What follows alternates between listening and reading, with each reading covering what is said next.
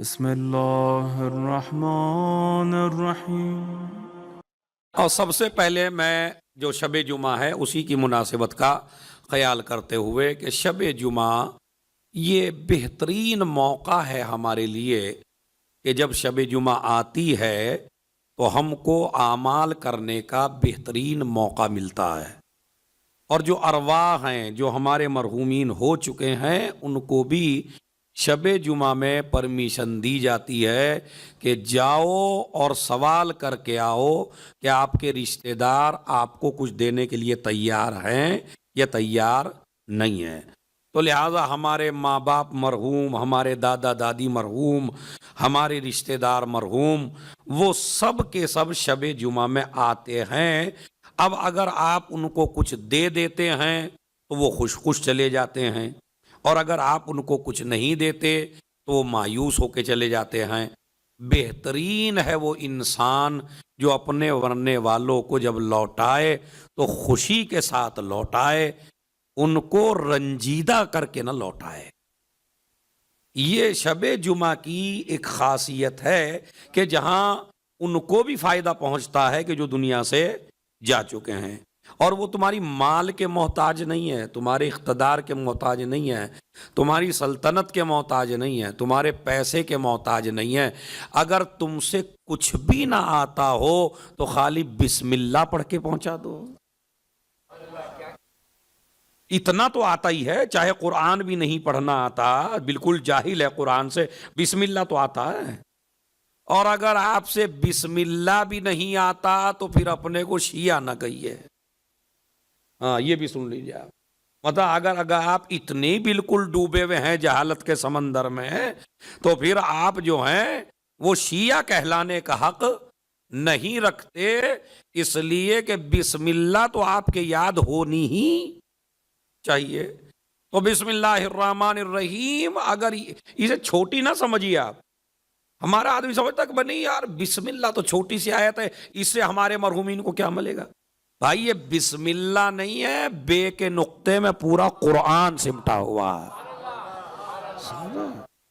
بے کے نقطے میں پورا قرآن سمٹا ہوا ہے۔ تو لہذا اپنے مرحومین کو آپ مایوس نہ لوٹائیں۔ شب جمعہ میں چاہے بسم اللہ 11 دفعہ بسم اللہ پڑھ کے پہنچا سکتے ہیں، 21 دفعہ بسم اللہ الرحمن الرحیم پڑھ کے پہنچا سکتے ہیں، 100 دفعہ بسم اللہ الرحمن الرحیم پڑھ کے پہنچا سکتے ہیں۔ بڑا اجر ہے، بڑا ثواب ہے، اس لیے کہ یہ ایک آیت یہ سب سے محبوب آیت ہے۔ یہ قرآن مجید میں سب سے زیادہ ریپیٹ یہی ہے، سب سے زیادہ بسم اللہ الرحمن الرحیم ہی تو ہے ہر جگہ۔ مطلب 114 سورے تو 114 بار بسم اللہ قرآن مجید میں موجود ہے، ایک میں نہیں ہے تو دوسرے میں 2 بار ہے، مگر اللہ نہیں چاہتا کہ بسم اللہ میں کمی ہو۔ تو بسم اللہ الرحمن الرحیم وہ آیت ہے جو سب سے زیادہ، اور کہتے ہیں یہی بہت بڑا اسم اعظم ہے۔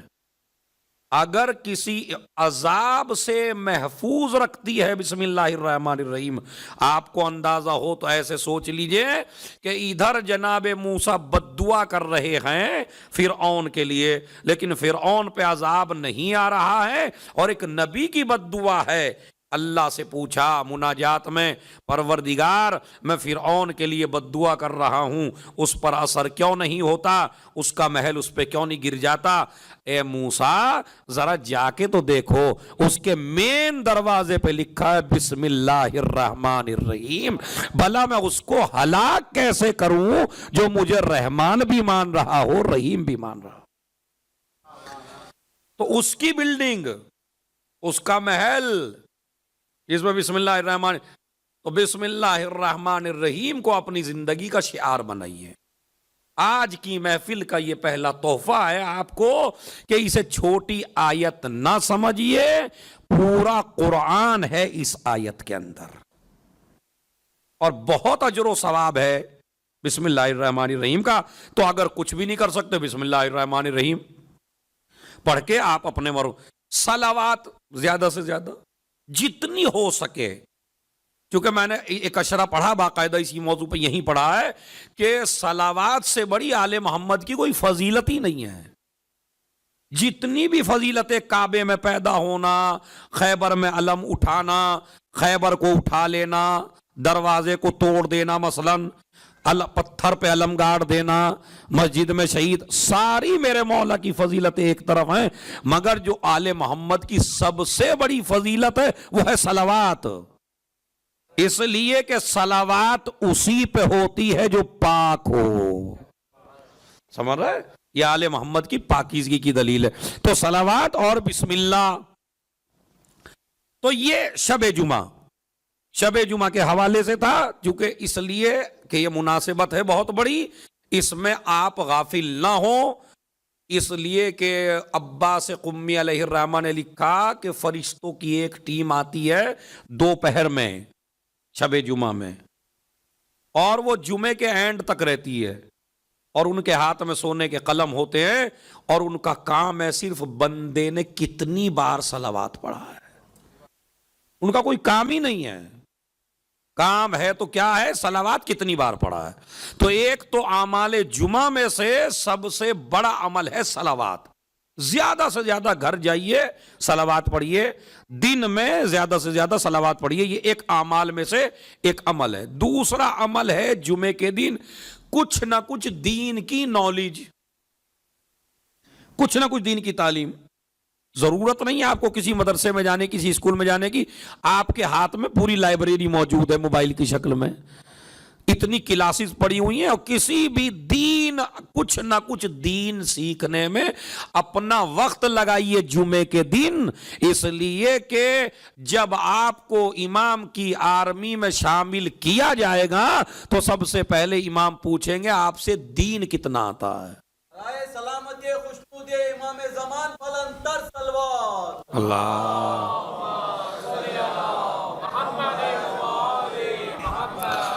تو سب سے پہلا سوال کیا کریں گے امام زمانہ جوان سے آ کے؟ آپ سے دین کتنا آتا ہے، دین کی نالج کتنی ہے آپ کو. یہ سوال ہوگا جوان سے ہوگا. روایت میں 25 سال کے جوان سے سب سے پہلا سوال امام زمانہ کا ہوگا تم کو دین کتنا آتا ہے. 15 سال سے پہلے ہم نے دین کی کوئی چیز تمہارے اوپر واجب نہیں کی، 15 سال میں ہم نے دین واجب کیا، 10 سال تجھے اور زیادہ دیے تاکہ تو اس میں سیکھ سکے. تو لہذا جوان کے لیے جمعے کا دن جہاں دعاؤں کا دن ہے، جہاں صلوات کا دن ہے، وہیں پر دوسرا عمل ہے کچھ نہ کچھ سیکھنا. وضو کا طریقہ، غسل کا طریقہ، تیمم کا طریقہ، نماز کا طریقہ، نماز کے واجبات، ہزاروں چیزیں ہیں جو آپ کو نہیں آتی ہیں. تو کچھ بھی آپ کی نالج میں اضافہ ہونا چاہیے. یہ دوسرا عمل ہے. تیسرا عمل ہے دعائے ندبہ اور زیارت آل یاسین. یہ شب جمعہ کے حوالے سے ہے، یعنی زیادہ سے زیادہ دعائے ندبہ پڑھیے. دعائے ندبہ وہ دعا ہے کہ جو آپ کو فضائل آل محمد کے سمندر میں غوطہ لگا دیتی ہے. کتنی عجیب و غریب دعا ہے کہ جس میں سارے فضائل ہیں. مولا علی کے فضائل ہی فضائل ہیں، اہل بیت کے فضائل ہی فضائل ہیں، نبی کی ساری حدیثیں ہی حدیثیں ہیں. یعنی یہ سمجھ لیے دعائے ندبہ نہیں ہے، فضائل علی کا ٹھاٹے مارتا ہوا سمندر ہے. یا علی لم یعرف المؤمنون بعدی، اے علی اگر تم نہ ہوتے تو میرے بعد مومن کی شناخت ہی نہ ہوتی. یہ تیرا وجود ہے کہ جس کی وجہ سے مومن کی شناخت ہوتی ہے. اسی طریقے سے ہزاروں حدیثیں ہیں جو اس دعا میں موجود ہیں. علماء نے فرمایا ہے کہ اگر کوئی انسان کنٹینیو مستقل دعائے ندبہ جمعے کے دن پڑھتا رہے تو ممکن ہی نہیں ہے کہ اس کی پکار سچی ہو اور امام ملنے نہ آئے. ممکن نہیں ہے، امام سے حتماً ملاقات ہوگی آپ کی. یہ زیارت آل یاسین بڑی عجیب و غریب، ہر مصیبت کے لیے، ہر پریشانی کے لیے، جتنی بھی آپ کو زندگی میں پریشانیاں ہو ان سب کے حل کے لیے زیارت آل یاسین ہے. اور اس زیارت آل یاسین کا ایک جملہ اگر کہیں تو میں آپ کو نظر کروں آج محفل میں تو صلوات پڑھیں محمد اور آل محمد پر.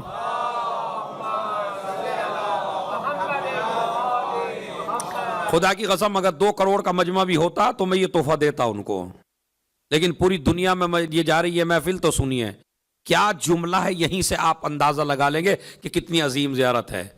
فَالْحَقُّ مَا رَضِيتُمُوهُ وَالْبَاطِلُ مَا أَسْقَطْتُمُوهُ۔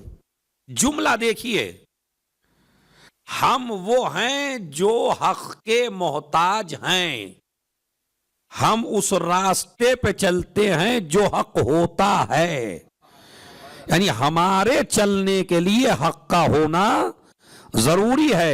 مگر کیا فضیلت بیان کر دی زیارت ہے اس میں آل یاسین میں، کیا فرماتے ہیں؟ فَالْحَقُّ مَا رَضِيتُمُوهُ وَالْبَاطِلُ مَا أَسْقَطْتُمُوهُ۔ حق اسے کہتے ہیں جس سے آپ راضی ہو جائیں۔ حق کیا ہے؟ جس سے آپ راضی ہو جائیں وہ حق ہے، اور جس سے آپ ناراض ہو جائیں وہ باطل ہے۔ یعنی اگر حق کو اور باطل کو پہچاننا ہے تو اس کا طریقہ یہ ہے کہ جس سے آل محمد راضی ہیں وہ حق ہے، اور جس سے آل محمد ناراض ہیں وہ والمعروف ما امرتم بے، جس چیز کا آپ حکم دے دیں وہی نیکی ہے۔ ارے میں توجہ چاہتا ہوں، یعنی جس چیز کا آپ حکم دے دیں وہی نیکی ہے، جس چیز سے آپ روک دیں وہی منکر ہے۔ ہم اس سے روکتے ہیں جو منکر ہو، ہم اس کا حکم دیتے ہیں جو معروف ہو۔ آل محمد جس سے روک دیں وہ منکر بن جاتا ہے، جس کو کہہ دیں وہ معروف بن جاتا ہے۔ صلوات بھیجیں محمد اور آل محمد پر۔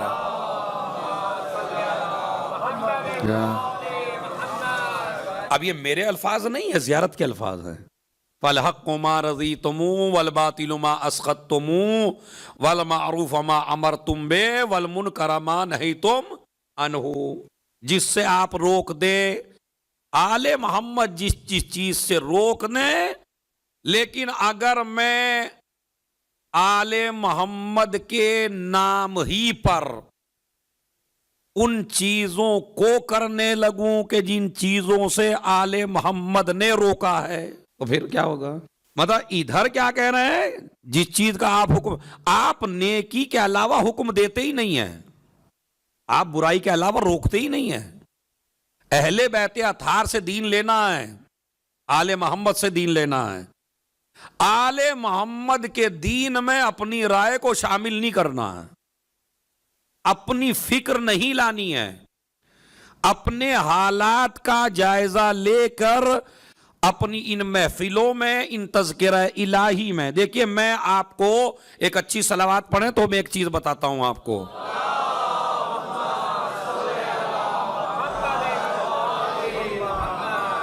اور وہ چیز یہ ہے کہ گناہ ہوتا ہے، لیکن گناہ کا عذاب بڑھتا چلا جاتا ہے جگہ کے تبدیل ہونے سے، ہے یا نہیں ہے؟ اسی طرح نیکی ہوتی ہے۔ 2 رکعت نماز آپ اپنے گھر میں پڑھیے، اس کا ثواب الگ ہے۔ 2 رکعت نماز آپ محلے کی مسجد میں پڑھیے، اس کا ثواب الگ ہے۔ پھر جامع مسجد میں پڑھیے، اس کا ثواب الگ ہے۔ پھر شہر کی بڑی مسجد میں پڑھیے، اس کا ثواب الگ ہے، ٹھیک ہے۔ پھر مکے مدینے کی مسجد میں پڑھیے، اس کا ثواب الگ ہے۔ پھر جا کے مسجد نبوی میں پڑھیے، اس کا ثواب الگ ہے۔ پھر جا کے کعبے میں پڑھیے، تو 2 رکعت تو 2 ہی رکعت رہی نا، مگر اجر بڑھتا چلا گیا۔ جیسے جیسے مقام بلند ہوتا چلا جاتا ہے ویسے ویسے 2 رکعت کا ثواب بڑھتا چلا جاتا ہے۔ اسی طرح جھوٹ، چوری، گناہ آپ نے اپنے گھر پہ کیا تب بھی گناہ ہے، لیکن اگر آپ نے وہی گناہ عزا خانے میں کیا، امام باڑے میں، تو پتہ لوگ کیا کہیں گے؟ وہ یار ویسے تو گناہ ہے ہی، لیکن کم بخت نے وہاں کیا آ کے، سمجھ رہے؟ تو یہ گناہ کیا، اچھا یہ گناہ پھر بڑے عزا خانے کے بجائے خود حرم امام میں جا کے کر دیا، یہی گناہ کعبے میں جا کے کر دیا، یہی گناہ جامع مسجد میں جا کے کر دیا، ٹھیک ہے؟ تو جیسے جیسے مقام کی عظمت بڑھتی چلی جاتی ہے ویسے ویسے نیکی کی اور گناہ کی کا وزن بھی بڑھتا چلا جاتا ہے. آپ پاکیزہ جگہ پہ گناہ کریں گے تو 2 گناہ کا عذاب آپ کو ملے گا. ایک تو گناہ کا، ایک اس جگہ کی حرمت کو پامال کیا. بات سمجھ رہے ہیں بھائی؟ یہ مسئلہ اگر آپ سمجھ گئے تو مجھے سمجھانے میں آسانی ہو جائے گی. اور وہ یہ ہے، اس مسئلے پہ تھوڑا سا کھل کے توجہ دیں اور مصلحت کا شکار نہ بنے. تو لہذا مثلا گناہ میں سے ایک گناہ کیا ہے؟ اپنی اولاد کے درمیان عدالت نہ کرنا. بیٹے آپ ہی کے ہیں دونوں اور بیٹا بیٹی ہیں، تو بیٹے کو زیادہ رتبہ دینا اور بیٹی کو رتبہ نہ دینا. جیسے ہمارے ہندوستان پاکستان میں تو یہ ہے کہ لڑکا ہوگا تو لڈو بٹیں گے اور لڑکی ہوگی تو مری مری آواز میں دادی کہتی ہے لڑکی ہوئی. ہوتی ہے نہیں ہوتی؟ کہ بھائی پوچھئے ذرا، مطلب جن کے لڑکا ہو تو ارے لڑکا ہوا ماشاءاللہ، اور آپ چچا بن گئے اور آپ وہ ماموں بن گئے اور آپ یہ بن گئے، اور اب وہ لڑکی ہوئی ہو کیا ہوا ہے؟ اب وہ تو خود تو فون کر ہی نہیں رہے، اب خود نہیں فون کر رہے. اگر ہم نہیں کر لیا غلطی سے کہ بھائی کیا ہوا، اجی کیا ہوتا لڑکی ہوئی. سمجھ رہے؟ اس کا مطلب یہ ہے کہ ابھی تک اسلام ہمارے دلوں میں داخل نہیں ہوا ہے. ہم صحیح اسلام کو سمجھ ہی نہیں سکے ہیں. خدا کی قسم وہ شیعہ قوم لڑکے لڑکی میں فرق کرے کہ جن کے مذہب میں علی کی زینت کا نام زینب ہو.